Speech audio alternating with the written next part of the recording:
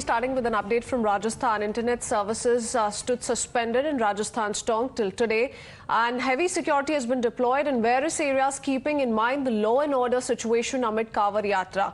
Now, security forces have been carrying out flag march also in several areas. This comes after a Hindu organization gave a route map to the police and the administration, but permission for the same was denied.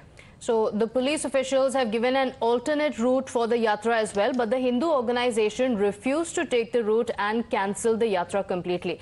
The entire controversy has raked a massive political storm, with the BJP training guns at the Gehlot government, calling it anti-Hindu. कुछ issue ये था कि भी कावड़ यात्रा का मार्ग 2020 में एसडीएम साहब के आदेश से परिवर्तित किया गया और वो केवल अकेले कावड़ यात्रा का नहीं था बल्कि कुल 4 जुलूसों के मार्ग परिवर्तित किए गए थे, जिनमें हिंदू समुदाय और मुस्लिम समुदाय दोनों की जुलूस शामिल है।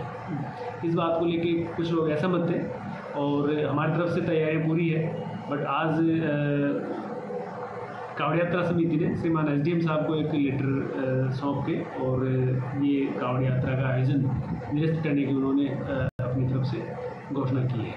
पुलिस प्रशासन को सूचित करने के उपरांत मार्ग निर्धारित करने के बाद कावड़ संघ के द्वारा जो तैयारी की जा रही थी, उस तैयारी के उपरांत एक दिन पहले उनको कहना कि इस मार्ग से आपकी यात्रा नहीं निकल सकती, दूसरा मार्ग परिवर्तित कर लो।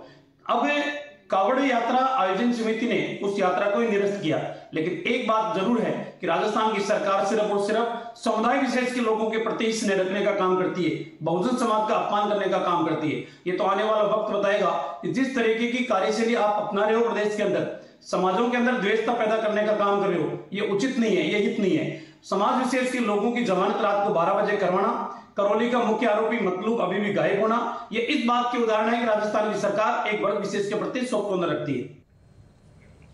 भंवर is joining us on the phone line. भंवर, क्या बता सकते हैं इस कंट्रोवर्सी के बारे में? परमिशन मांगी गई थी कावड़ यात्रियों के लिए, एक पर्टिकुलर रूट मैप भी चार्ट किया गया था, बट परमिशन नहीं दी गई थी। क्या बता सकते हैं फिलहाल स्थिति कैसी है? देखिए, मालपुरा कस्बा हमेशा से सांप्रदायिक हिंसा के लिए काफी कुख्यात रहा है और पहले भी कावड़ यात्राओं पर वहां पथराव हुए हैं और एक सांप्रदायिक हिंसा के रूप में बड़ी घटना भी पहले सामने आ चुकी है। फिलहाल उसी को देखते हुए एक अलग से ये कोशिश की गई थी कि उसी मार्ग पर, जो परंपरागत मार्ग है, उसी से कावड़ यात्रा निकले, लेकिन प्रशासन ने उसके लिए मना कर दिया क्योंकि वो सेंसिटिव जोन से निकलती है। ऐसे में प्रशासन का ये मानना था कि वहां पर कोई भी सांप्रदायिक हिंसा हो सकती है, इसलिए उन्होंने उस रूट को परिवर्तित कर दिया। लिहाजा जो कमेटी थी जो यात्रा निकालने की कोशिश कर रही थी, उसने अपने आयोजन को रद्द किया और उन्होंने कहा कि अगर हमें वो मार्ग नहीं दिया जाता है तो हम यात्रा नहीं निकालेंगे।